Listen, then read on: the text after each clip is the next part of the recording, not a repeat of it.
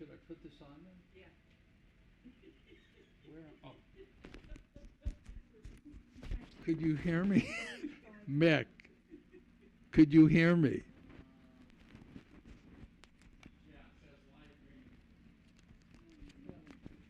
Red Baron checking in.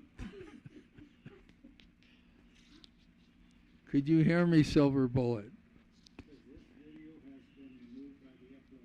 Oh, you got removed. Okay. There you go. You're on. Oh, okay. So I'm on? You're on. And you're right side up, it looks like, yes, you are right side Okay. up. Okay, thank you. Thank you for all your hard work. There you go, Jack. I'm going to see if you get it. This video has been removed by the uploader. Shouldn't say that. Yeah, it's saying that every time we try to click on it. It's trying to maybe close out your phone and start it again. It looks like it's working on mine. Huh. Okay, is that okay? Okay, so we good? It's Check one. Could you hear me okay? Are you on? On the Yeah. bottom? Let me double check just to make sure.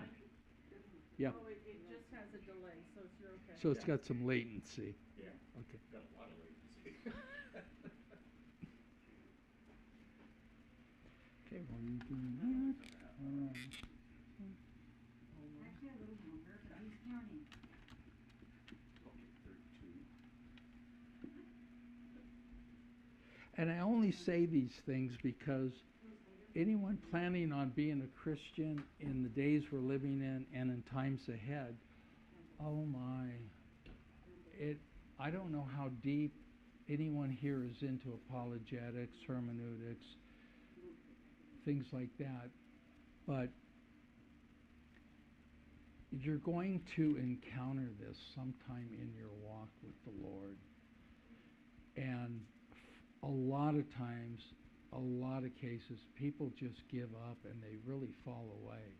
There's so many books written by people that were pastors and left, and apologetics teachers aren't worth anything. And the whole internet is filled with opposition to God's word. I have to be in that ugly, ugly, ugly chamber with these guys because I have to know these things. Number one, I'm a teacher. And so I have to be on top of this. And let me tell you, it is ugly and it's evil. But I have to know how Satan is attacking Christianity, the church, and you. It's for all of our own good. It's so important. So I'm going to bring up some things so that you're aware of when you get hit with these things. Every New Testament quote in Matthew, it's all nice and neat in your Bible, because when you turn to Matthew, if you have a New American Standard Bible, it's so nicely printed. And then when it's an Old Testament reference, they put it even in a different font and makes it real pretty on your pages. But that's not how it was written. You just have the great benefit of that. It's not how it's written. And when you have these, the contention in Jude is not really for your faith. The contention is for the Word of God. If this goes the wayside, so does your faith. Your faith is established only on the Bible. And the world, all institutions, universities, everything is against the integrity of the Bible. And when they start undermining the Bible, you will lose your faith. Let me tell you, I'm full force into this, and I have to be on my toes because I study it every single day for hours. I tune into Orthodox Jews' debates on the New Testament text. People like Bart Ehrman, who were scholars with Greek texts, now write many books on condemning the New Testament text. And he'll sit right here. Hey, you guys all Christians? And he's got a great, he's just one of many. He'll go, hey, open your Bible. And he'd pick a book. And say, well, I'll start in Matthew. He doesn't even have to look. He already knows the book.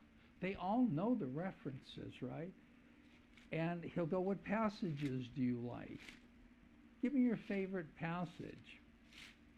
So let's just say you open to Matthew. This is ongoing, widespread. You're going to encounter it. And you're going to go, oh my, I didn't know that. Now what do I do? Is my faith going to leave? Well, unless you have the answer, it is going to leave. Where do you want to start? He'll go, you want to start in the genealogy? What's your genealogy? And then you read the text of Matthew. And he'll go, that's wrong. And you go, no, it's not. And he goes, yeah, I'll show you in the Tanakh it's wrong. Their Old Testament is called the Tanakh. You know that. And it's in 3 categories. You got the Torah, you got the Nevi'im, and you got it's called the Ketuvim. 3 law, prophets, Psalms.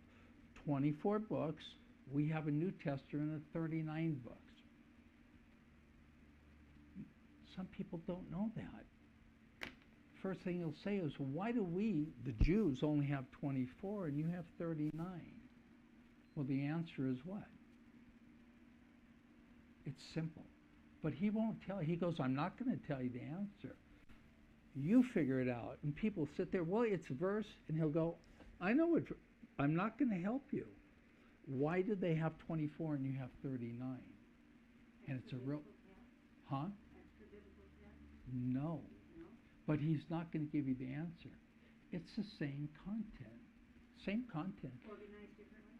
Organized different. But he won't tell you that. So you leave saying, man, I got 39, they got 27, 24 in theirs. And the answer was really simple. So he'll go, well, why is there three in their Matthew's genealogy? It doesn't line up with our genealogy. Who's wrong? Isn't your text referencing, doesn't New Testament reference Old Testament passages?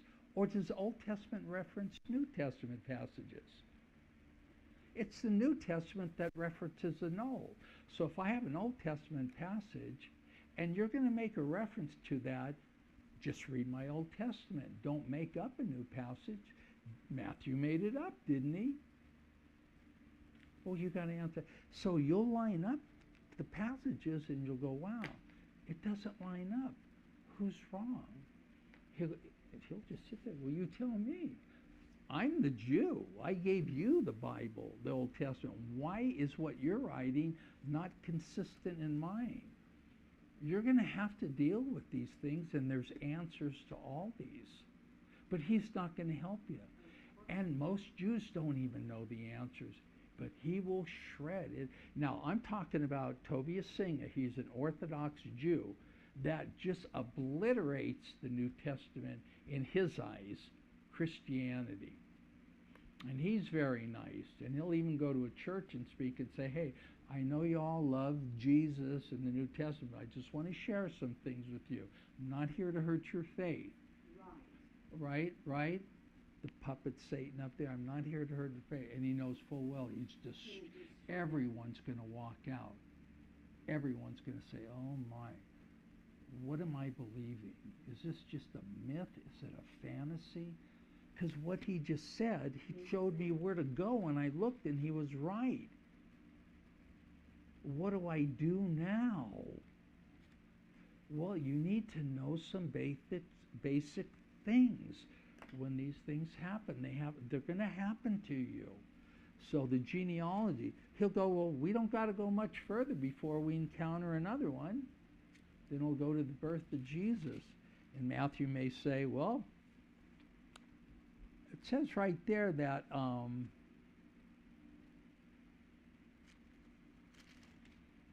don't know, it's in here somewhere. It says that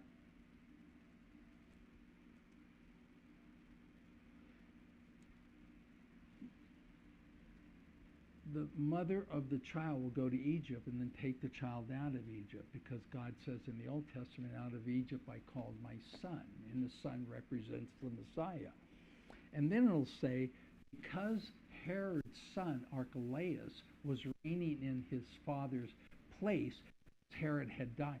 King Herod, Herod the Great, had died when he was in Egypt. So when was it an angel? It was a dream that Joseph says, okay, the king died, go back. But he didn't tell him where to go back, and Joseph was going to go to Judea. And in Judea was Archelaus reigning, Herod's son. So Joseph says, well, we're going to go to Galilee. And then they went and settled in a town called Nazareth.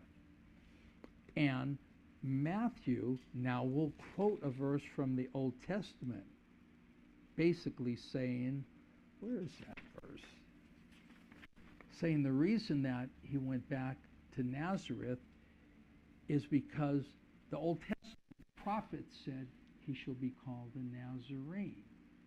Okay? Plural prophets. So he'll say, could someone show me that reference? Well, go look.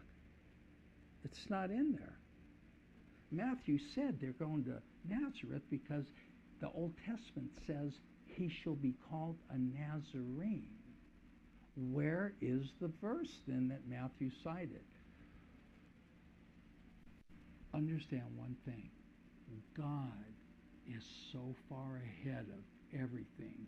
He has already planned for the assaults from day one. You have to know that. He planned for these assaults. And the reason you can't find, Matthew was very precise, because in Isaiah, I think it's Isaiah 11 maybe, where it says, I know it's around there. So let me see here. Let me see if I can just quickly find it.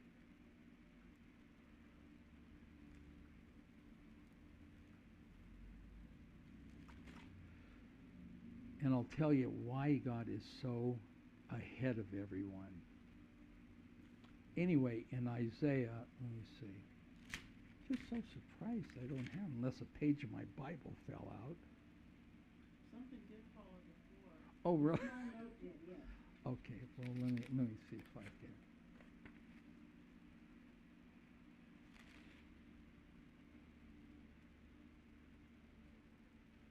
Out of Egypt he called his son, Oh, okay, here we go. Now, so Bartle, we're not even out. He'll go, here's the next problem. When he had heard that Archelaus was reigning in Judea in place of his father Herod, he was afraid to go there. Now, Joseph's afraid to go back. Okay? He's afraid to go back. So the stories and the chronicles, the narratives about the Bible have to do with only the Bible, meaning too many stories are painting pictures of things that happened in the Bible regarding Joseph and Mary and in the manger and this that aren't true. The truth comes when you read the Bible and find out the true facts of how Joseph was. Was he scared? Was he okay? Did he make the decisions? Did God make the decisions? These are to be read slowly and in detail. He was afraid to go there, and being warned by God in a dream, he departed for the regions of Galilee. And that's also applies to the book of Isaiah in the days of Ahaz. I mean, I hope I don't confuse, but anyway, Matthew, who we don't know if Matthew, here's the first thing he'll say, who wrote the Gospel of Matthew? And of course, everybody in church raised their hand, well, Matthew. No, we don't know who wrote Matthew. So that's the true answer. We don't know who wrote it. Who wrote Luke? We really don't know. We have a good idea it was Luke, because the person who wrote Luke wrote what? Acts. Who wrote Mark? We don't know. Who wrote John? We don't know. So out of the gate, we're accused of fabricating. What are you going to do? It's true. I agree. I say you're right. No one should have put the Gospel of Matthew, and especially this. You're going to, all these errors matter to me because when these guys attack the integrity of the Bible, they bring out all this as a foundation before you even get to the text. Now, is this correct? Even if Matthew wrote it, do you want this in front? The Gospel according to Matthew. Do you want that there? Isn't there a problem with that? What is the problem? Matthew's a man. He's a man. This is the gospel according to God. When we recite one of the Pauline epistles, it's not Paul who said it, it's God who said it. You need to get these straight. Paul wrote it. God spoke. Thank you. We need to be clear because these people will shred you. We need to be. So he'll go up to that and he'll quote the Nazarene verse. He'll go, well, it says here, and he came and resided in the city called Nazareth, that what was spoken by the prophets, plural, might be fulfilled. He shall be called a Nazarene. Look in your Bible. Do you have a cross-reference Bible in front of you? I do, but it seems not to be working, kind of like Okay. Okay. Well, I have a cross-reference Bible. And you know what's absent? What do you think? That verse. What is absent in my cross-reference Bible? What do you think is absent? There is no Old Testament reference. The author didn't put it in. I'm not sure why he concluded it because I found the verse. And it's more than one verse. It comes, but in order to do this, you have to have tools. And those tools are what? You have to have maybe a Masoretic text, should have a Hebrew text with an English translation right from the Hebrew, a Greek text with an English translation. You should have a tool called all New Testament quotes of Old Testaments. All that are tools. Because if you're in church and he said that, and everyone's going to look around, where is it found? Well, it's found by doing this, that he knew that he would be called a Nazarene. And you know how God knew and how this guy is playing a game with Christians? He wrote the story, but yes, if you go in there and everybody's thumbing through, because here's what's going to happen. Yeah. It comes from Isaiah 11, verse 1. It's stem. It's a stem, a branch from a tree. That Jesus would be the root or stem of David. The Messiah is the son of David. And in the Old Testament, in Isaiah chapter 11, they called him a shoot. Because if Jesse's a plant, right, Jesse, David's dad, Jesse, as a tree, has a branch called David. Then David, if a seed falls in the ground, is going to have a shoot or a stem called Jesus. The Messiah is a descendant directly of David. So this verse here, shoot, can also be, is the word stem or branch. Stem or branch. And the word Nazareth comes from the word stem. I'm reading that right here. Thank you. I've got questions about the Bible and it's saying exactly Good that. for you. Branch or sprout. Okay, so Nazarene, the E-N-E, comes from someone who lives in Nazar, like we have Texas or Texan. He's the E-N-E is a suffix that is added on to a word that implies plurality, so forth. E-N-E. You're a Idahoan. Un is added on to Idaho to show you're from Idaho. So that's what Nazareth is. It's a stem, someone who was a stimming. That is Jesus, the root, branch, stem of King David. But he won't let you know that. And a lot of people don't know that. But that's found there. But he also said prophets, meaning there's plenty of passages that show that what?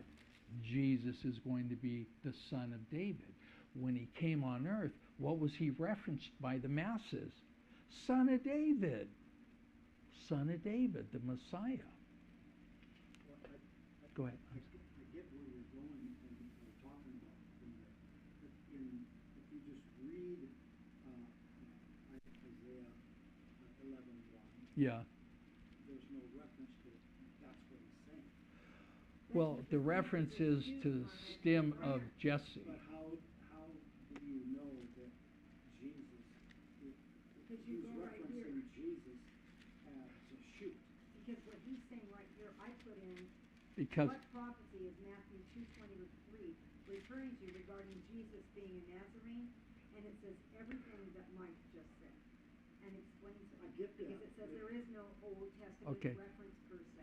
the Spirit of the Lord's going to rest on this root of Jesse and David, this stem, from the stemming Okay, person. So then let me phrase it another way.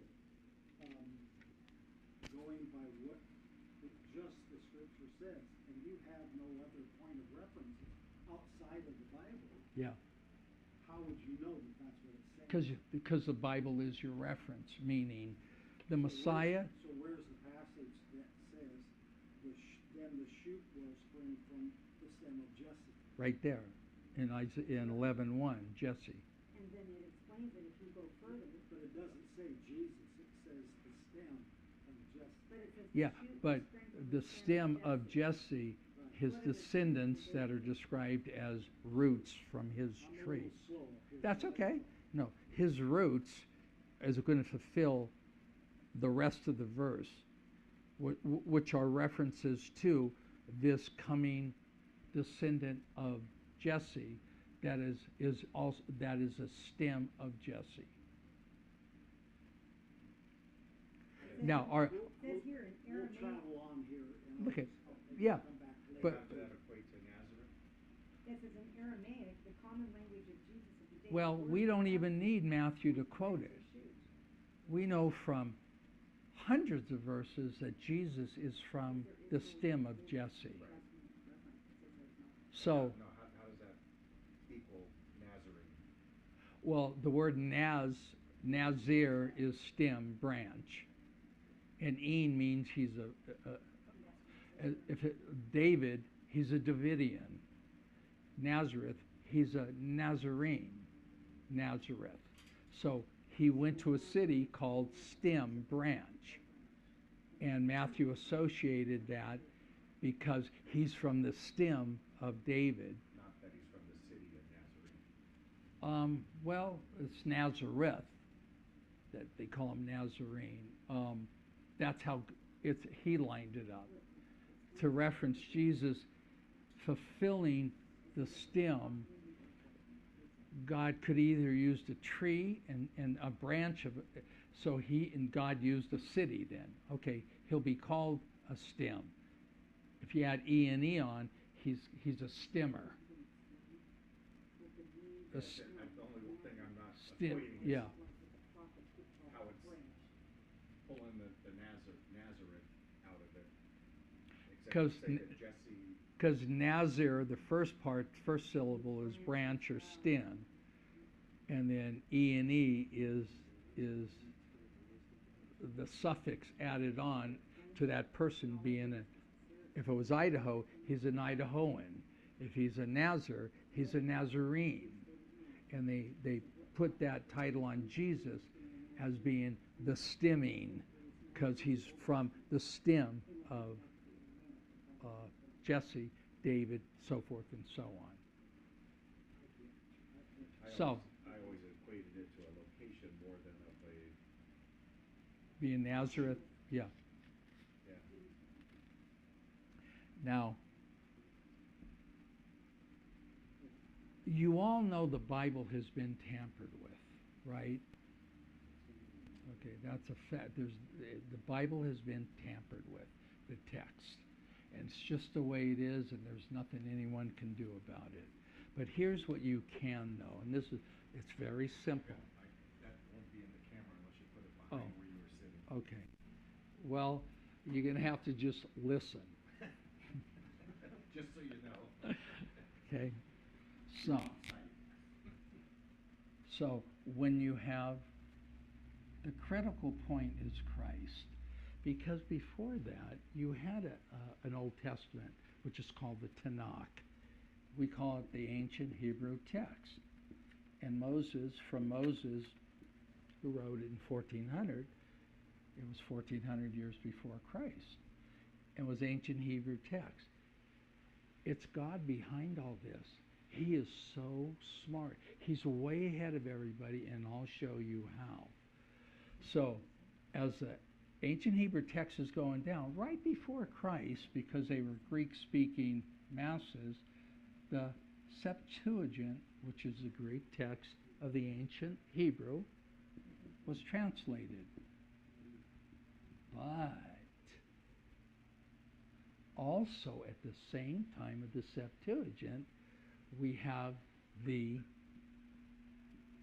Dead Sea Scrolls, which really represents the ancient Hebrew text.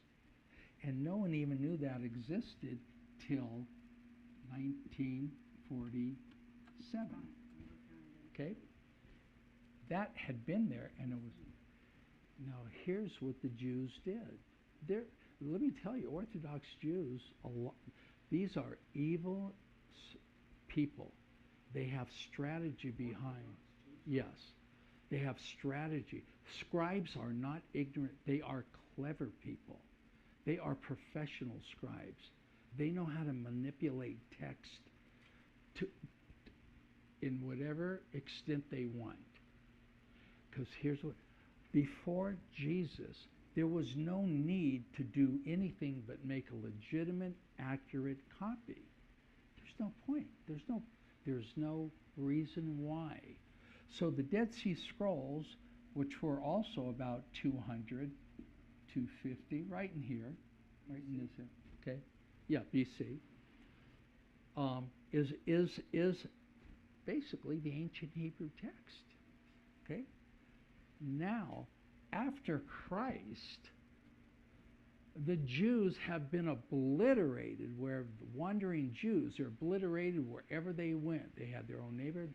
To go to France, they're going to be plundered. You go to Spain, plundered. It didn't matter. When you go to Germany, you really got plundered. Religion is not fun.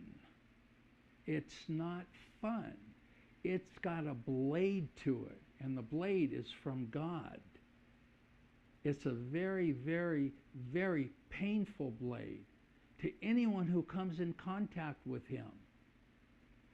You have pictures of Jewish women holding babies going in these ovens, thinking they're going to get a shower, and they get locked in, and the gas. That is a punishment for a people that God chose because they were disobedient. How is a Gentile going to escape? That is beyond words. That God allows it. When He says something, He means it. And God carries a blade like no other blade. And it's painful. And religion is painful. Religion is not fun. It's not fun-loving.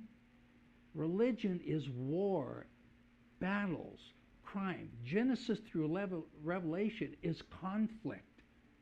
It's blood. There's nothing fun about it. Christ on the cross is nothing fun about it. Being saved is not fun. It's in a battle. But the churches have set it up to be whatever. It's just not true. It's a blade. And in that, Satan is working cleverly with the text. Because if he can bring ridicule to that, your faith is gone. There's nothing you can do. You're going to lose your faith. So I'm just giving you insight so you know where to go when you get hit with it, because God's going to hit you for it, and you're going to have to, you're either going to, like a fish out of water, or you're going to stand firm and say, hey, so here's the tools you need to know. As soon as you round the corner and go through the centuries, it's Christianity persecuting the Jews everywhere they go. Everywhere. And even now, they went back to their land in 1948, and that signaled to you the church is over. He's going back to the Jews. Big sign. But prior to that, the last basic punch that God allowed to get in on the Jews was Hitler. And it was beyond words what millions of Jews, and just the punishment. They're laying in yards. You can see their God is up there watching him. Every day they're suffering. It's not like God didn't know that. This is terrible suffering, God. Terrible suffering. And people question God and question the Jews. You still serve, and all that. But look at what's taken place. Let's do that to us and see how much faith we have in God. Let him do that to us, and we're all going, no, I'm on the ground with my rib show. No, he's God. I said, well, maybe. Hopefully we do. But when you're around the corner is where Satan got 100% involved in the text now. Because these Jews are persecuted by Christians using a New Testament Bible, making references to old Messianic passages in the Tanakh. And they're pounding the Jews throughout the centuries with these verses. He shall be called a Nazarene, son of David, and every other reference in there. He's going to be born in Bethlehem. Well, these Jews that are scribing the Old Testament during 1,000 years, when they get to the verse saying Jesus is born of a virgin, they're going to change it. Why wouldn't they? You're pounding them by these verses. You're quoting their Bible, and then you're going to take their head off. But they don't change them without precision. But God's already ahead of them doing that. So yeah, when you get to the verse saying Jesus is born by a virgin, Bart will say, okay, people, open your Bible. Go to the Old Testament. Where's that passage at? They'll go 7:14, Matthew, and Bart, or an Orthodox Jew. They're both in the same camp. One is refuting the whole New Testament. Others is just refuting Christianity. So when you go to Isaiah 14, you'll see in there, and the Masoretic text says that's not virgin. Well, the New Testament said he's born of a virgin. And he said, well, you read it then, people. Read it. What does it say? It's maiden. So is that a problem to you, or should we stick our head in the sand? What would you do? Are you going to stick your head in the sand every time you come to a problem that you can't be answered? You're just going to say, oh, don't tell me about it, please. I don't want to hear that. I don't want to lose my faith. Wouldn't it be important to know what How it was defined back in that then period? maiden was? What it How meant was to defined? be maiden? You would, but there's two different words, Parthios and Alma. And well, so the Jews over the century were copying their Old Testament, and as they copied it, they manipulated it. And then in 1000 A.D., they basically added vowels, and they made it into codified the Old Testament, and it's called the Masoretic text, 1000. Okay? No other manuscripts before that. There's 2 Hebrew full manuscripts at 1000. One is Aleppo, one is Leningrad. They are both Masoretic texts from the year. They both say the same thing? They both say the same thing. They say maiden Maiden. and not Parthios. That's correct. Not. But let's not stop there, okay? We're stuck. But because we have two tools, we're not stuck. We have the Septuagint that was translated from prior to Christ from a Hebrew text, and now we have the Dead Sea Scrolls. And they say something different from those? And they say virgin. Oh, interesting. Oh, very. So maybe Oh, it could this go is just either a. way then? No, it can't go either way. It's virgin only. There's no But room. the Jews try to say no. Well, It they was a young woman. and why would they say no? Because it disavows everything about Christ. Thank you, because That is Christ. they're in a battle. These are not Messianic Jews. Right. They ridicule So Jesus. they want to They chop call Christ up Christian. into pieces. Christianity is just a myth, a bunch of liars. Right. You can't even get your Bible straight. So, I seen the Dead Sea Scrolls with my own eyes in San Francisco. You did too, and you can't do that anymore. But now we have the Dead Sea Scrolls, and when they were found in 48, don't let any Jews go near them till everyone takes. This has to be open eyes, because if they take it to the back room, they're going to manipulate it. So fortunately, open eye. See, here's the thing about it. There's too many eyes now, worldwide, on YouTubes and everything else, looking at text. You can't hide anything. Too much information is way more information.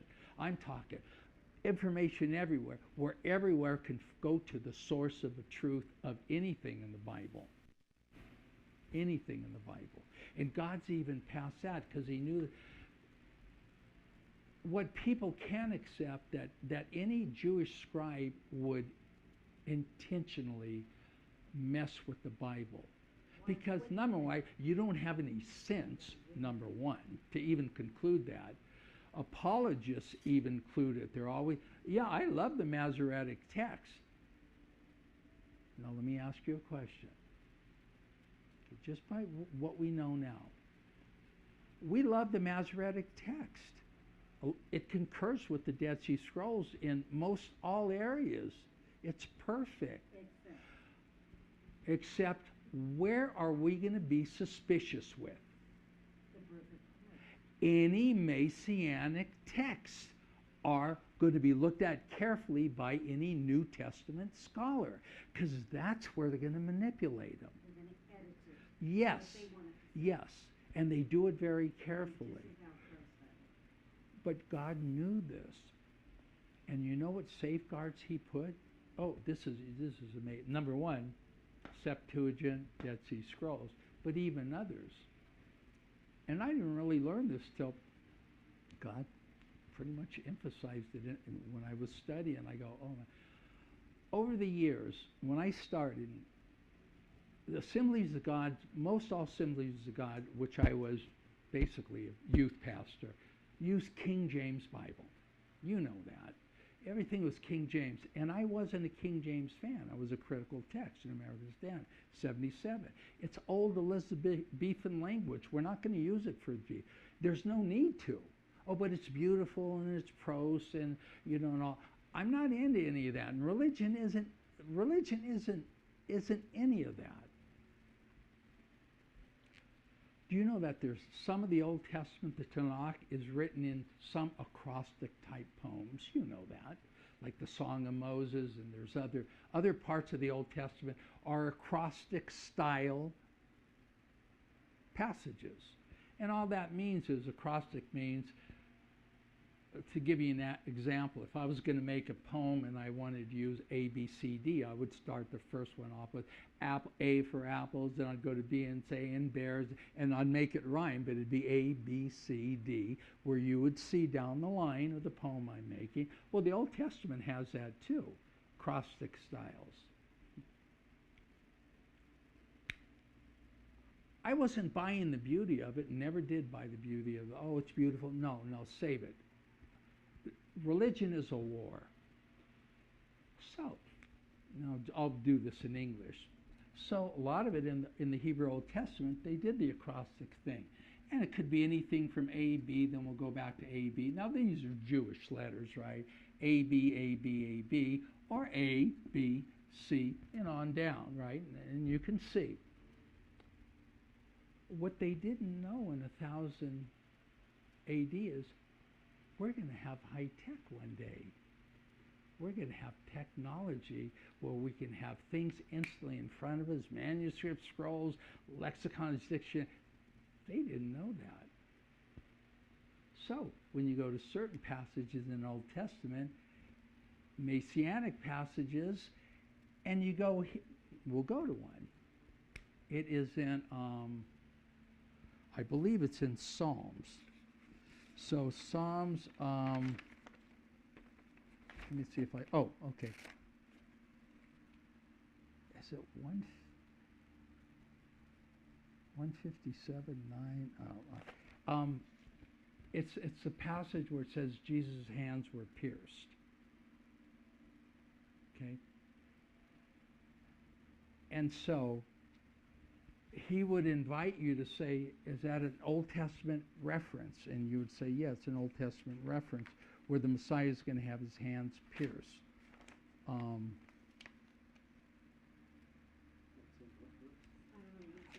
In the Old Testament, it says his hands and feet were pierced when he was on the cross. Sometimes I'm just, but anyway, you may come to, if you have a little concordance there and you look up pierced in the Psalms, you'll come to that verse. But as you may be looking it up, when you go to that, in the Hebrew Bible, it won't mention anything about piercing of anyone. It mentions a lion, something to do with the lion. Because it's Psalm 22. Could you read that? Yeah, let me see if I can get here really quick. That's Psalm 22:16. That sounds, That's all right? yeah.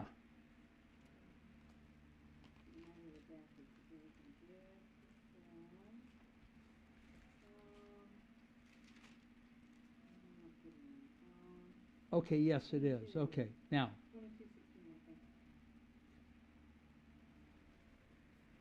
The dog sits surrounded me, and a band of evildoers has taken. And it pierced my hands and feet.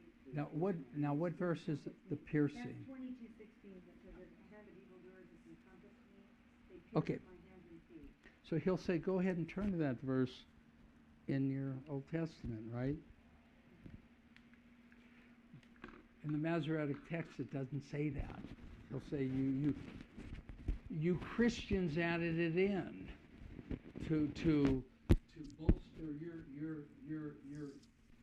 mythical position that Jesus is Messiah. It's not in the Masoretic text. I thought you people were using the Masoretic text. It gives you permission to change anything. Well, they have permission to change everything. They have permission to change. Okay, so we know what it says. You already know what it says. So when they had a decision to make when it came to that, that's a big verse. Well, what you people didn't know, it was A, B, C, D, and so on. And when you took out the line regarding his piercing of his hand and his foot, and you put in clever, these guys are smart. They put in, they manipulate it so it's so close to the original, but now it says something about a lion. I don't have it in front of me. But here's what you fail to realize. It was A, B, A, B, A, B, and all of a sudden now you get to that verse, and there is no an A, B. It may be F, U. I'm sorry. It may be K, U. It may be F Michael, of too. all letters. But anyway, so Interesting. that may be applied to the people that do manipulation. So anyway, Interesting. yeah, it changes that. So now you can go in the text and see the manipulation actually because they failed to keep the acrostic nature of the passage. So they broke up the pattern. Thank you. And now scholars approach it with detailed X-Acto knives. Every letter is this is serious. So they'll find that and then they'll publish it. Hey, it's out of sequence. There's no more. And they will. These guys are scholar, and a lot of them are secular. They don't care whose side you're on. But here's what happened, and it was changed. Interesting. It was changed. Interesting. Now they'll accuse you of changing it, and you added in the piercing because in theirs it's lion, something to do with the lion and so forth. So you see how the game is played? They're accusing Christians of doing what they've been doing. But see, we have the Dead Sea Scrolls, which So is we have a really the proof ancient that text. shows it did Yes, happen. and we have the Septuagint. Okay. Interesting. Now in Jude chapter 3, it says that I'm just bringing to attention when you get to these type of things that you'll just be patient and say, well, let me check it out. You Jude know, what? Jude chapter Jude 3, not chapter 3, where it says,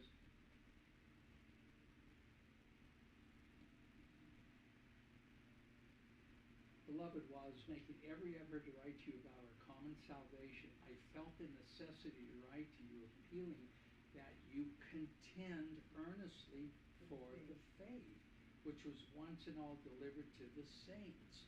That is so important. You have to contend. We can't be idle. We have to be going full speed ahead. Otherwise, the wool will be pulled over your eyes. These guys are losing their faith. These guys have been pastors. The whole internet is filled with these apologists that don't even say the right things. They're not contending for the faith. Most of them conclude this. Well, okay, so yeah, Jesus sends out the 70 and says, don't take anything with you. Not a staff, no money, no bag, nothing. Don't take anything. Well, then in Mark, he says to take a staff. So he goes, well, which one is it? Well, a lot of Christians will say, well, maybe he made a mistake. Would you conclude that one of the writers made a mistake? If you show me a mistake, I am going to close this up. I'm not going to play this game. You show me one mistake, I'm out of here. In Mark, he used the one word he included, merely. Merely, M-E-R-E-L-Y. The word merely is close to don't take, but merely, you know how to apply the word merely. It's vague and it doesn't really commit to it. That's the word that was used. But they won't tell you this, and you'll read that and go, wow, it is. Jairus' daughter. One says that Jairus came to Jesus and said, my daughter's dying, could you go? And Jesus said, yeah, I'll go. And another version says Jairus came to Jesus and says, my daughter died, can you go? Yes. You know, well, what is the context? Well, there was a woman with an issue of blood that touched it, that got involved in the whole matter. Okay? And then when he says that, it'll go, oh, really? Oh, the woman, yeah. I'm not talking about the woman. That still leaves this unsolved. And you'll say, wasn't it the woman? Because Jairus came to Jesus and said, hey, my daughter's dying. Would you come? And then the woman got involved, and during that time, another person in Jairus' house told Jairus, hey, she already died. And then Jesus gets the news, hey, she died, don't bother yourself. He'll say, that's not my problem. Well, what's your problem is? The woman. The woman. How could the woman be the problem? The timing of the woman. Because she changed everything. The timing of the woman doesn't fit. So I read it and I don't argue. If they say something's true, I'm not going to sugarcoat it. I'll go, you're right. Let me go investigate it. Well, what you didn't tell me is, Matthew, in that passage, he used the word behold. Meaning, Matthew isn't citing the exact time the woman came. He's saying, behold, there's a woman that had an It issue of happened at blood one point. that was here during this thing. This thing that But we don't know exactly when. you don't know when the woman came unless you look at the other Gospels or Luke, which is giving you chronological that the woman came in between the Jairuses. But he won't help you tell you the word behold was, and unless you pick up on that, you're going to say, wow, you know, he was right. The one, you know, That it's doesn't not. make sense. Yeah, so Interesting. I'm just bringing to your attention when these things hit. Now, here's another thing. If you go to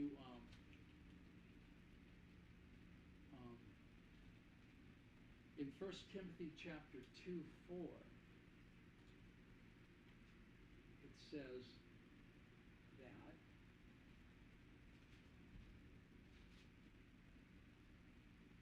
don't pay attention to myth, endless genealogies that give rise to mere speculation rather than furthering the administration of God, which is by faith. Okay? 2:4. Then in 2:4 it says, 3, starting 3. This is good and acceptable in the sight of God our Savior, who desires all men to be saved. Now, God desires all men to be saved. He just said he does. Right. But he also predestines only certain people to be saved. There's not one way or the other. There's nothing we can do about it. God is one, but he's also expresses himself in 3 individuals. There's nothing you can do about it. He's one. God plural in Genesis, but it's got a singular verb, created. It's just the way it is. And then it says here, and to come to a knowledge of the truth. To be saved, it requires knowledge to be saved. And that knowledge has to be maintained through the course of that person's life when he's getting bombarded by everyone and everything in society. Anywhere you turn regarding any religious topic on YouTube, it's going to be against you. There's nothing in your favor. And there's thousands of them from scholars and professors. Everyone is going to test your faith because none of them are believers really in God. And so these are the tools we have. So when someone says, like a Nazarite scholar, maybe like in 1 Timothy 6:20, it says that the things that are presented are guard what has been entrusted to you, avoid worldly and empty chatter and the opposing arguments of what is falsely called knowledge. It's not knowledge. This one guy is on there saying how he lost his faith and he wrote a book. He was such a staunch Christian. He went through seminary and he went to Princeton. And I go, and then he lost it right at the end of his degree, getting a PhD. He goes, I just couldn't keep burying my head in the sand. I was given, well, how about this? And I'd say, well, there's a reason why. There's a reason why. Too many things added up, and I just said, you know what? I'm out of here. There's just too many things. Well, the thing about it is I just asked the guy one question. Okay, great. Everything you learned in college was crap. It's all secular. You're basing it all on garbage, buddy. Yeah, confirm anything in college. Confirm it. He said, confirm it. Where's the confirmation? Because a professor said it? That means Show me some nothing. evidence. And you set aside the evidence of God for 8 years of crap? That was I'm never just being proven blunt. What is wrong with you? And you gave up the truth for a lie. for a lie. Because, well, there's just too many professors and too many students cares that about them? agree with it. There's a whole ocean of yes, and I'm the only no. So Well, who cares? buddy, well, is God is one and he's true. You lost, I couldn't tell him this, but this was, you lost it for garbage, buddy. You accepted garbage, unconfirmed. None of that stuff they're telling you can be confirmed. That's why I really don't go into history of certain people and leaders, because we don't know. Yeah, we know a little bit. Yeah, Nebuchadnezzar's dad was Nabonidus, and Nebuchadnezzar had a son called Evil Murdoch, and then eventually came to Belshazzar and the right. Yeah, certain things. Where do we have that information? From the Bible. And you know what they say when you go to discuss things? They go, we don't want to hear the Bible regarding those. It's a text saying out of the past. What are you going to bring up? Some Steely of the Hammurabi Code or something? Well, why not this too? Which actually, Is the historians of the time will confirm, like Josephus. Thank you. See the game Satan plays? And I'm just bringing this up to you because the tools you need, you're going to have as a Septuagint, the Greek, because it's prior to Messiah, critical. Okay? And the other one is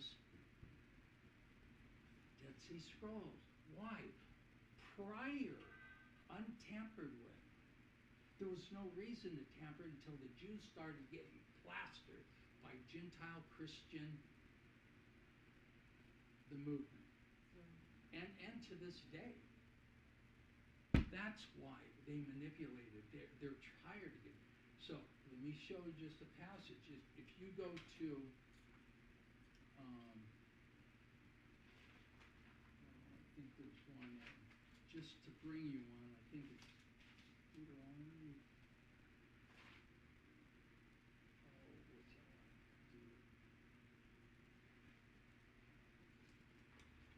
See if I can find this one.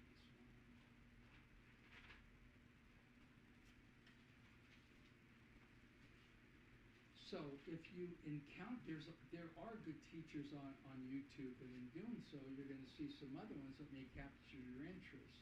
And it may be entitled The Holy Spirit in the Old Testament, 1 hour, professor, or whatever. And it may look good, and you may tune it in. Be on your toes, though, because I don't know, we don't know where this guy's going to come from. He may very well teach, like Michael Brown, he's a very good teacher. He may teach on it, but you're at risk if it's somebody else, unless you know your way around But at it. least they don't watch everything. You know, you're not going to be, the wool isn't A lot going to of be that, no. pulled over your eyes. Where is it?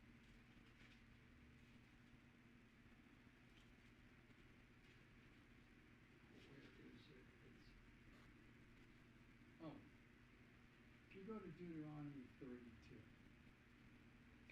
it'll say, oh, by the way, you need this too. This is a Masoretic text. Of course, we know it's 1,000. And then basically they destroyed what they thought were all the other manuscripts. Why?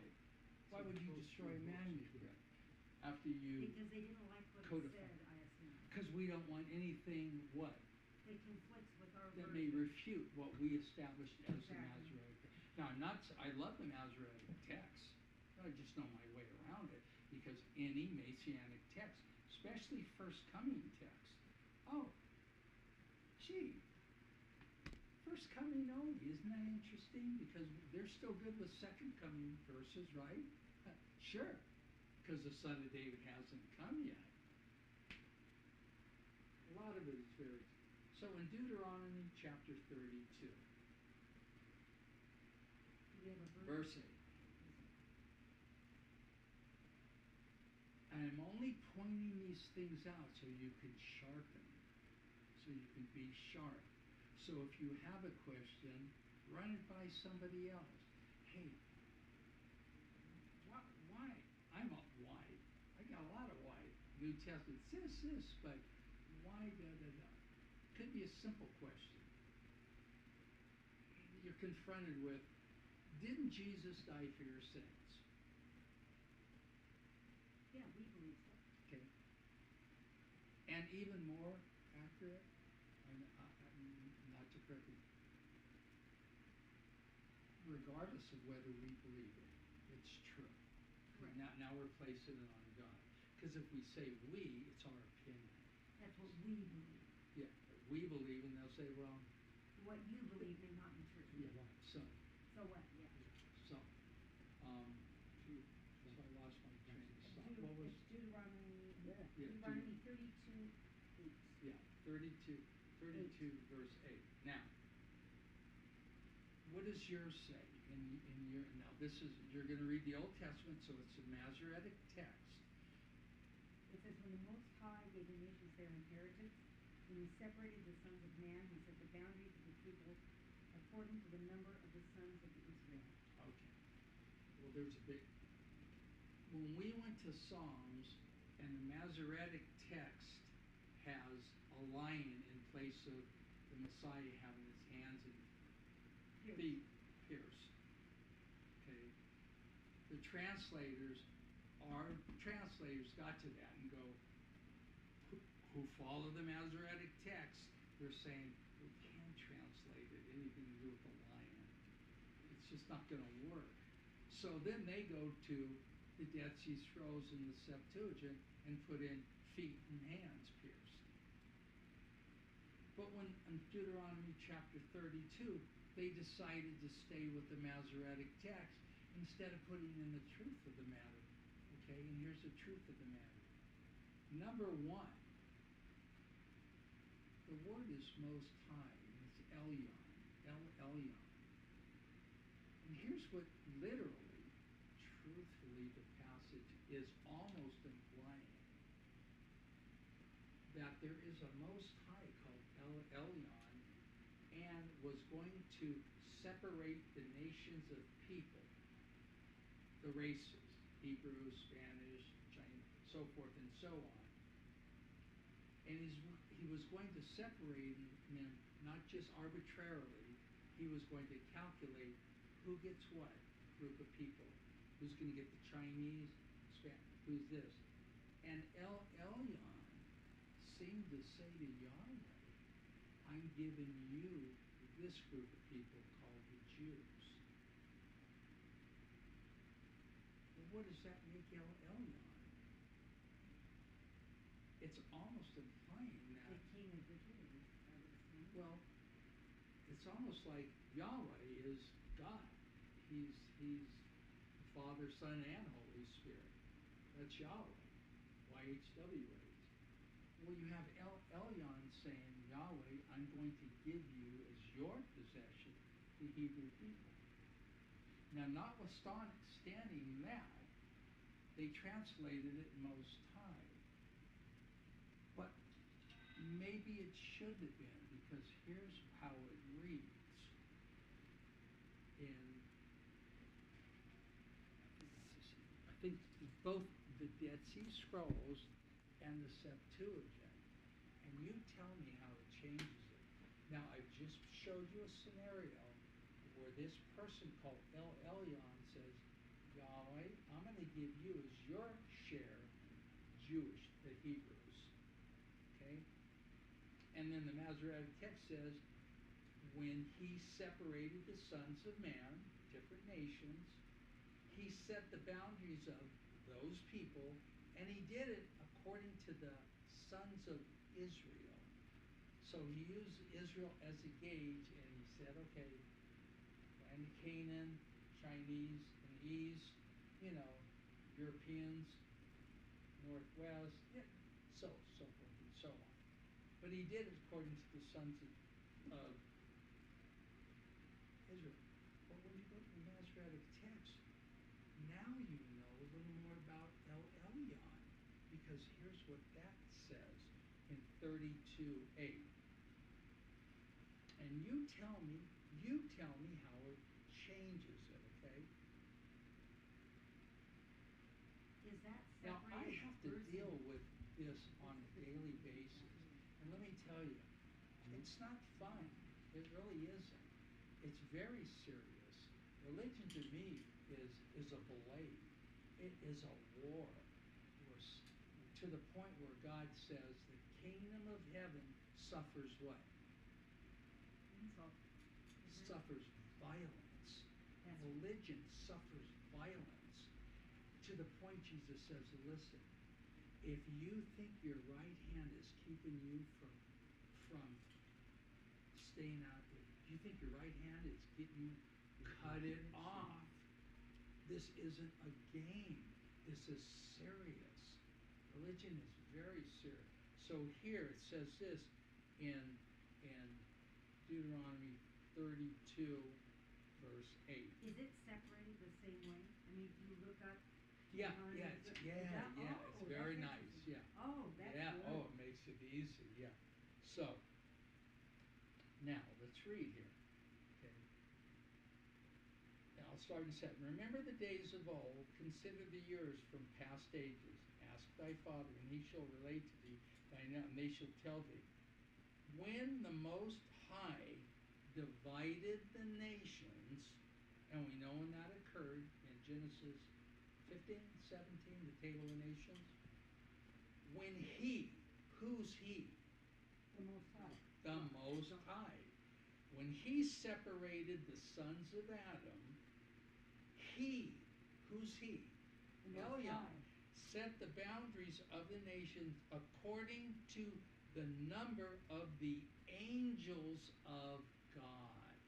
Interesting. Yeah, From sons of Israel yeah, to angels. because of God. Elyon is God. Why does it conflict with what? So why does one say sons of Israel and then one says angels? Because why? Because how do we translate Elyon? He's associated with Melchizedek and so forth. Now, in my eyes, it's Yahweh.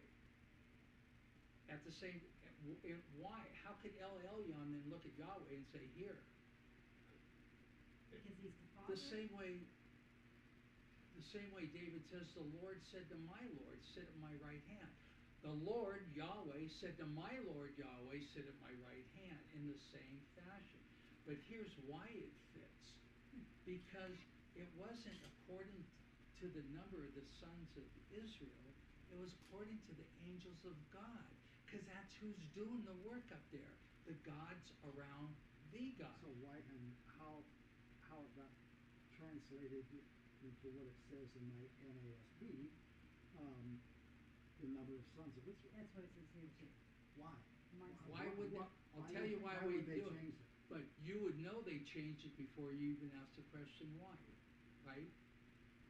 Because when the gods got together, remember, there's only one God.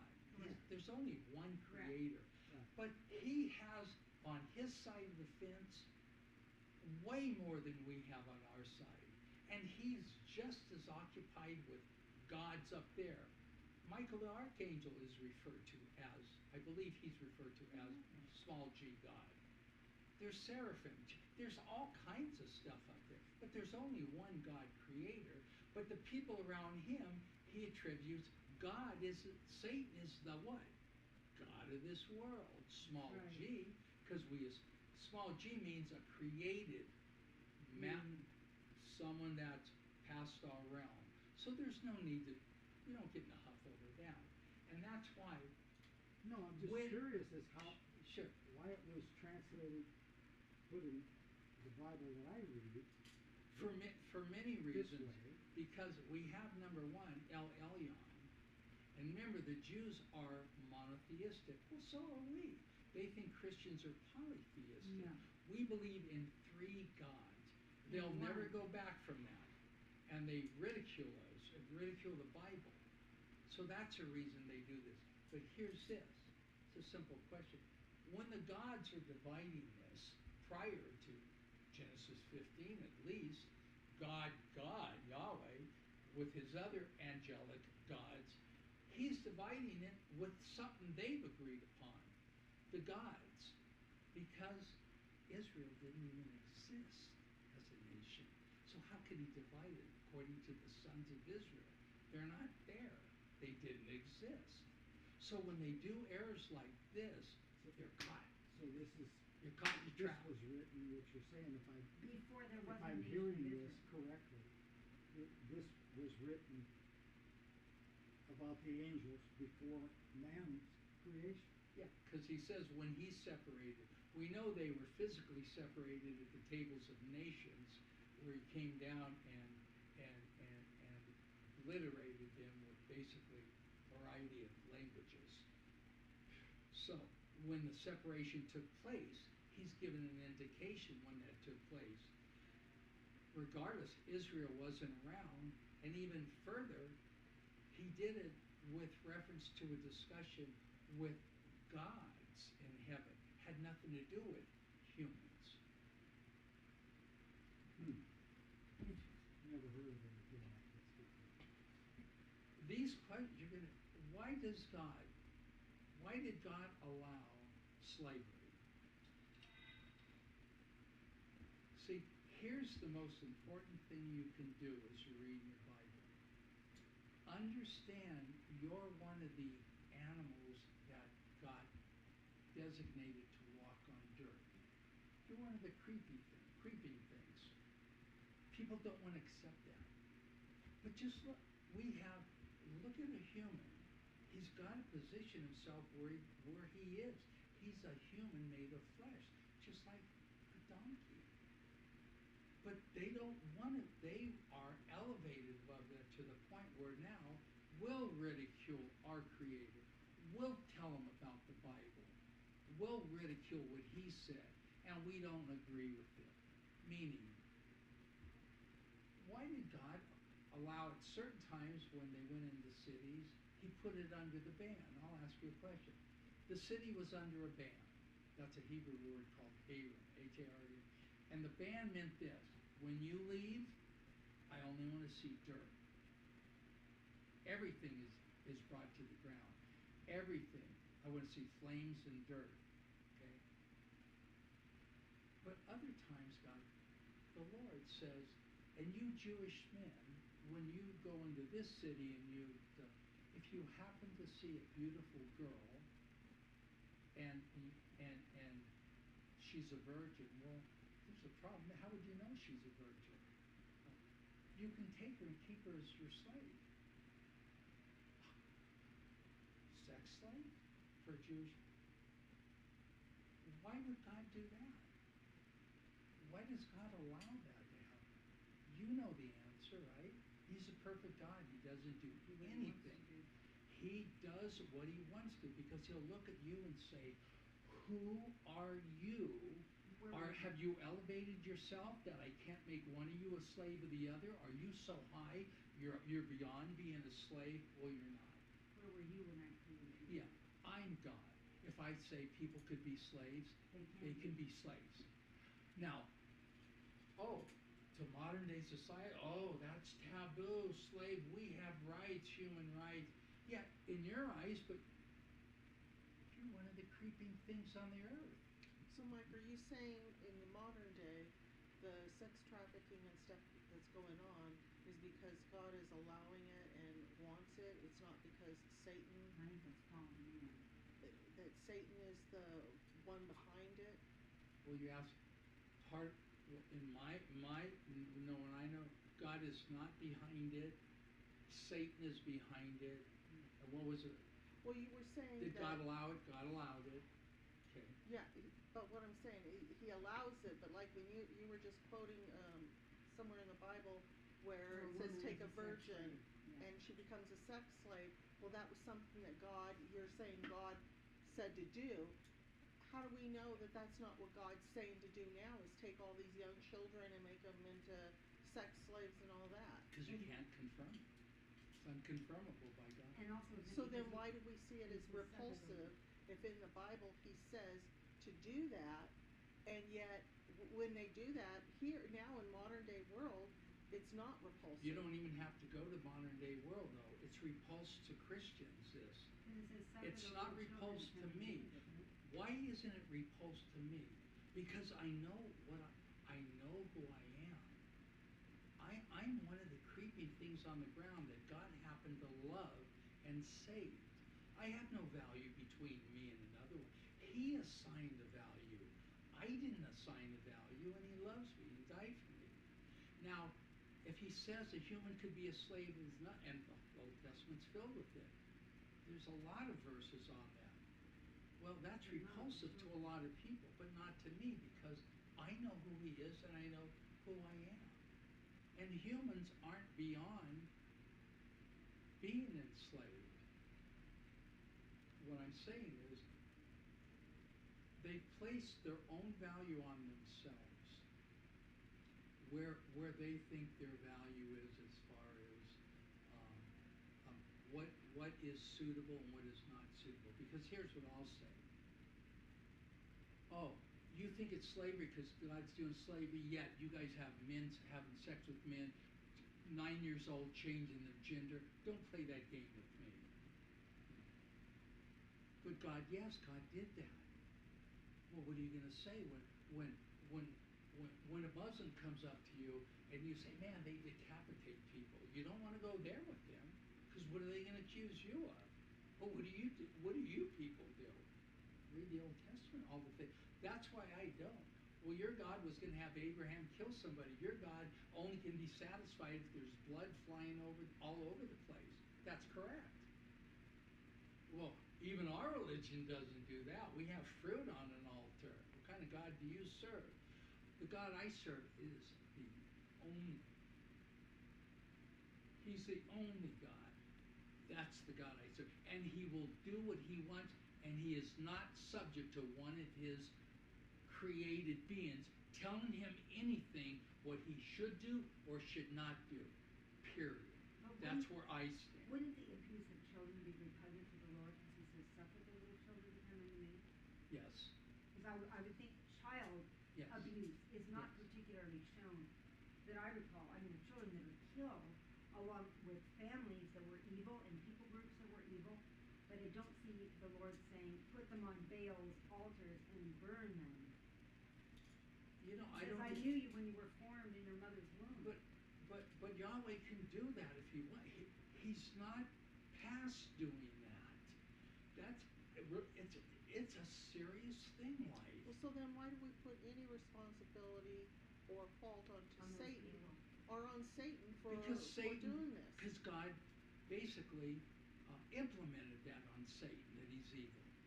He said he's evil. But and he that has he's no power over the world, evidently, because God is completely in control. I totally agree with that. But the fact that They're this, evil men. there's evilness, and that's something you're saying God wants, because he's God and he can do whatever he wants. And also he confirms it. He says, evil can't come unless I send it. Where does it say that? In the Bible, he says, unless evil comes on a city, where do you think it comes? Who created evil? Didn't come out of thin air. Somebody else. Who created hell? Who designed and made up what hell's going to be? Well, it came from God's mind. Who created Satan? See, and God's mind. when we first met tonight, See, that's where Jack where is. I There's was no listening speaks to of free Jack will. Hibbs. That was his thing. Free will, He said free will Free will is what allowed created that evil. allowed evil. because man God chose. didn't create it that way. But It's someone's because making that up, Conrad. That's not according to what God said. We want to sugarcoat God to people because most people cannot accept the truth about God. God allows a Hebrew owner of a slave to beat the living daylights out of him. And if he's able to get up and walk after 2 days, then the Hebrew master is guiltless. Beat the living tar out of him. Then why was he so upset with Moses when he killed that individual that he felt was oppressing people? You Now, mean, he was you mean making the the bread- Egyptian? Yes, the Egyptian was making Was the God bread. upset with that? I don't think he was happy. Didn't he depose him at that No. point out into the It desert? didn't say anything. And it said he about covered God up doing his that. sin. He covered the guy up with sand. He tried to hide it. Well, he Why was hid only Moses for his trying to own hide it? sake. No, God wasn't upset with Moses. He probably would have had Moses kill a few more people. God is not opposed to killing at all. It's all in the Bible. But doesn't he have reason for killing? It can be his own reasons. but That's he has why we reason. serve him. He knows what he's doing, and we don't. He's God. And what- Everything So else is created, including God. So what is our purpose? I mean, do we have, Were you I thought we opposing? were supposed to present the gospel of Jesus, and opposing. and oppose evil, right? And to bring people to the full knowledge of God and to Jesus. Thank you. But what's the purpose if he already, he says you're worthless, you're nothing, we don't No, he need you. didn't say you're worthless. He attached value to us. No, he did not say that. I thought we were just like a No. serpent on the ground, an No. animal. He attached value to us. He said himself, aren't you more valuable than a few sparrows. Christ died for us. He didn't die for Right. angels or sparrows. So we do have value, but not our own can't implement value. It's because he sees value.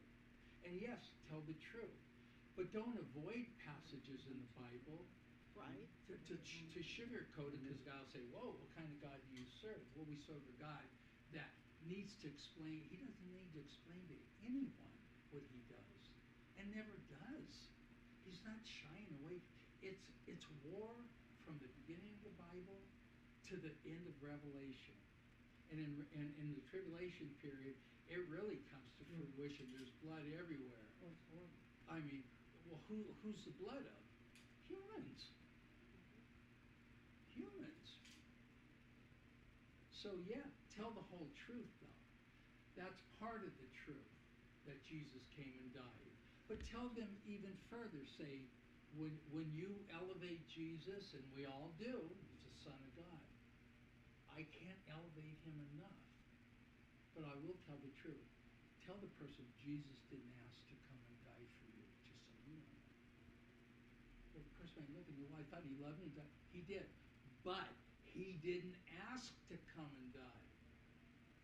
Now, how does that change in the correct direction your attitude? It did. See, he implemented that. When Jesus says, I didn't ask to come, and you tell someone that, now they're going to say, well, I really want him. See, I used to give out free Bibles years back. I don't anymore. Why? Because people would just not take care of them. When they paid $1 for them, all of a sudden, it changed. Really, I noted that. So I said, same thing. Jesus wasn't begging to come to die for you. He was really forced to come. Now, how do you feel about Christianity? You like it, don't you? Oh, I like it a lot more than I did when I thought Jesus just had to die for me. He couldn't live without it. Where does it say that? What? That Jesus was forced to. You got a concordance? I do. You can look up the word ask, the word come. Ask and come. Ask or come. The verse is in there where Jesus says, I was basically instructed to come. I didn't ask to come to die for you. Well, that changes everything. You appreciate Jesus more because you know it wasn't something that He wanted to do. Yeah, like, oh, I can't sleep without you. I'm coming down there when I didn't even ask. The Father sent me. See, it's just having correct knowledge. Correct knowledge. Even regarding this God in the Old Testament, it's the same I God. just wanted to read it for myself. I mean, you may question, say, well, man, why do you let these men take these young virgin Gentiles too back home? And you knew full well what was probably going to take place in many cases. Okay, ask him. That's what I'd say. Go ask him. And do you think you're going to get a nice answer from him? He's going to look at you and say, listen, did you create me or did I create you? Who's got the problem here, me or you? It's because your perspective on things are different than mine. Yeah, you can say, man, that seems pretty rough because I kind of build you up as a God that wouldn't do that. Well, go build me up as a God that did do that. I wrote it, I did it, I said it. Build me up as a God that I present myself, because really people may be more scared of me. Oh, good news. And being more scared does what? Reverence. Reverence, and that may keep you out of Hell. ow, bingo. So, isn't that good? So, the Bible. And it does say he works in mysterious ways. We don't understand. He's so far past us, even in your own lives. Right. He sees your whole life We don't spread out like an understand. ocean that you don't even see now. He already sees the day you die and everything in between. Everything in between. He has knowledge of all that. See, So- one of the things I have a problem with, Mike, is that you're saying that God said, take the virgin slave home, and she's your slave, and we're assuming because she's a virgin that there was more to just the slavery, sex trafficking. But then in Genesis, Well, you're Or adding s- a little bit. well, if a virgin, and you said him take, why would he want a virgin? What was the reason for the virgin slave? Because the non-virgin girls were killed. Oh, So that was the reason, is it wasn't Yeah. because he wanted the slave, the virgin girl Well, for let's get himself? it. Because why This I'm is stop- one of many verses. One of the verses says, if the Jewish man, while he's maybe killing their parents, sees a beautiful girl, you use the word beautiful, and you want her, you can take her if she's a virgin. If not, you kill her. Now, when you take her,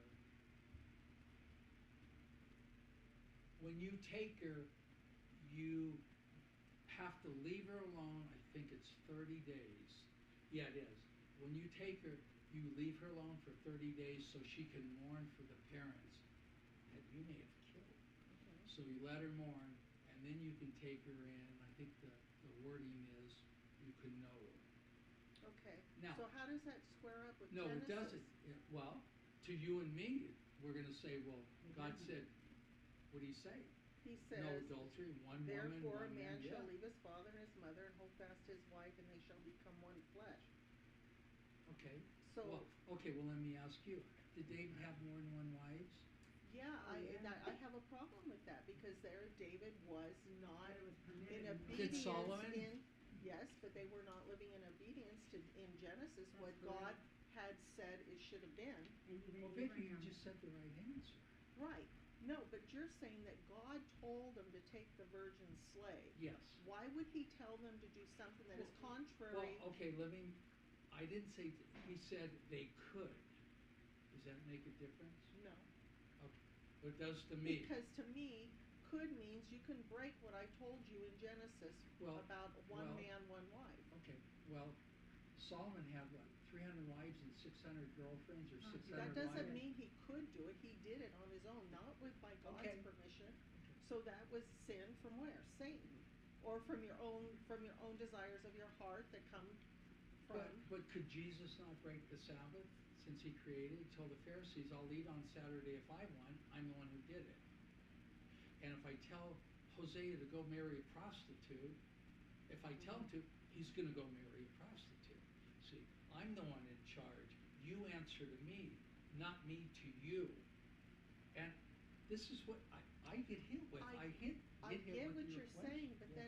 then how do we how do we have a problem You may not with swear. the Mormons having multiple wives, King David, Well- even Solomon? Well, that's exactly what I said. Because if I'm going to debate people that in their culture are doing things that I know are in my Bible, I have to be prepared for that. Right. And here's what I will say is you guys are all committing adultery. Right. That's what I'd say to a Mormon. That's all that is a smoke screen between Brigham Young and all his brothers. He had like what, 10 brothers, Brigham Young, and they all wanted girls, right? So they make a religion around it that you can have extra women. You're all committing adultery. Now bring me back to Christianity. You be a Mormon now. You can say, "Oh, what a hypocrite, Mike, you are." Let's talk about your God. Okay, let's talk about what do you want me to say? Don't commit adultery. Next question. Next question. Oh, well, so I don't care what Solomon had or David. God said, don't commit adultery. Right. Okay, so that's what it is. So he committed adultery. It's still a sin, and God doesn't just say, "Oh, I'm okay with that." Even the virgin slave, because how can God be contrary to his own laws he writes? I mean, he can because he's God. Well, he's not. He's not contrary to anything he does. We've taken a position he is because we see this and we see that, and we cannot resolve that in our mind. How could you? It's like which way is it? I understand that. I got to deal with these things all the time. It's like people And that then when can I'm take the accused- Bible and cherry pick, but you look at the Ten Commandments; they're pretty clear. And how do you cherry pick? Thou shalt not commit adultery. Sure. And what Moses had 2 wives. What's up with what's that? Yeah, I And agree. Abraham commits adultery with Hagar. What's up with that? That's right. What God is just not going to step in all the Right. time and straight. But what you said is different because he basically gave approval. Now, could I add something to that? I'm not talking for you, God. I'm just saying. There's a chance these men would have did it anyway, knowing the heart of man, and they would have, right? So at least God set some boundaries up. I'm not making an excuse for God. If he does it, that's up to him. I mean, I can't. So if he said, hey, let her mourn for 30 days and then you can take her in, I think it still stands. Don't commit adultery. What am I going to say? It still stands. And unless you guys thought you were going to, you know. What bothers me more is why kill the virgin girls? I mean, why are they any less You mean human? the non-virgin? Non-virgin. Well, I here's just what, read that. here's what, You said here's it the in discussion we get with all these evil, godless people who think they've elevated themselves to know what dignity is in human trafficking. You're believing the devil, whatever their opinion may be. These are godless people. They let a 9-year-old girl have an operation to cast, or a boy. That's right. So we don't want to hear anything Satan says because it's a game Satan's playing. Now he's going to turn it on you. You're going to be hit with this, and they will. How about you? And so people fall away. They see this, and how can our God do that? Well, you better have your conclusions down, because our God did do that. And the thing about it is, you don't have to answer for him. But don't sugarcoat anything you know that he said. Yes, he did. Hey, I don't understand it. Next question. Here's what I do understand. He's going to have the final say in our lives. It's heaven or hell, and only a few people make it in. This is his word, his Bible. I don't care if the whole world ridicules it. He does it. Christ came and confirmed it. It's a done deal from here to the grave. But I'll have no support anywhere in life. Not in my neighborhood, not in my city, most of the time not in my Bible study. You are a lone wolf as a Christian, and it's not pretty. Because you're going to have to go in these avenues, these deep religious avenues that are not fun. They are, like the Bible said, the kingdom of heaven is filled with violence, and violent men take it by force. These are the violent men. You're contending for the Word of God. Now you're contending for the things God did. You're contending with heretics, false teachers, false believers, in, out. I know it's getting late, but this is what you're in. You volunteered for it. Jesus died for your sins. Did he not take your curse? Right? Well, why do you still get sick? Do you think about these? I do. Why am I still sick when Jesus took everything off of me? Because there's people around you that have not been saved yet, that don't believe in Jesus, and he uses you as a tool for them. No, I'm inoculated. He died for me. My sins are... No, I know, you're fine. yeah. It's the people around you that see how you handle the disease or the But health I issue. shouldn't get a disease. Should I? I'm asking. Yeah, I think, Yeah. I think. Why? We live in a Can be a fallen test world. We live in a fall, yeah.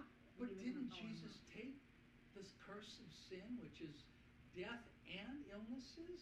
In this life you shall have tribulation. Okay, but why? If he died Well, for me. I just know from personal experience, like Nick and I. I'm just presenting a question. Yeah. It's logical.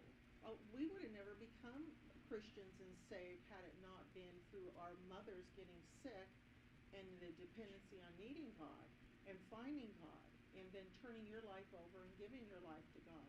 Okay. And so he uses different people. And yet my mom would say, God, I'm okay as long as I'm bringing glory to you and people are coming to Christ because Sure. you're seeing, Yeah. they're seeing how she handles being sick in her, and through Yeah. her death. So, No, I understand that. Yeah. I understand that. but should we die? Well, had not. That's had- not the way it was designed to be. No. It So was the because curse. to the And here, curse. I've always had questions, but I'll find my answer because he's God. He wrote the Bible. I'm not ridiculing him, but I'm searching for answers. Always searching for answers. perfect, but it's a legitimate question, Right. you know, so. But, yeah, Interesting stuff. we have to be sharp, cause we all Oh, have, yeah. you have to be sharp. But anyway, we'll kinda conclude with that, but. You gotta shut the thing off. Or does Kenny do it? I think he said to call him and he could do it. I think Kenny may have shut it off. Yeah, he may have shut it off. But anyway, hopefully, At a eight. kind of Still just going. perspective on the manuscripts. Now I'm more confused than ever now. But that's okay. Well, Linda will help you out. It's Like just, Linda understands it all. it's just But it is 3 or 4 It's manuscripts, logical. and the reason why it may And you have can been. understand why they edited it. Yes. Because what's all is going on from October 7th, this is because the Lord is getting ready to wake up those blind people to where they see, oh, we were wrong. The only hope we have is in Messiah. And every knee shall bow and every tongue confess. And that concludes all of them. They keep editing everything. It's still going. Well, They can't edit it out. and Conrad now can give an answer if someone says, well, Conrad, why is it this, but in our Bible it, no, and they That's say, why. what is this, wacky? It's been edited. What kind of club you in? Because it's been edited for an agenda. I And don't it's to know, disavow the agenda. lately I've just been having a greater and greater and greater desire to really get into, like you have. Amen. And I just think I need to take time out of my life to sit all by myself and do some studying every day. Beautiful. I mean, you will. I thought I knew the Bible reasonably well, Yeah. but I don't know squat. Well, let me But we tell you, know that. when you you know. enter that cave, you will know it immediately that you have entered a cave that has no end, and it could be very fearful. It is fearful. Let me tell you, the further down that cave you go, it's not fun. It's very fearful, but you're growing in knowledge. You're getting closer to I'd like to go to Yahweh. the end of the cave. But you'll never get to the end. No, you'll never get. no, I But never he get. is a It's so fearful vast. being to be I going just need to towards. gather up the literature I need. And it's so vast. Oh, my. It's so vast because his ways are not our ways. And that's basically what we're talking about tonight. You know, we can't confront him because we don't understand. His Yeah. ways are not our ways. And we know he is infinitely just. Sure. No matter what he does. And how he's much infinitely just ridicule. and he's Yes. merciful.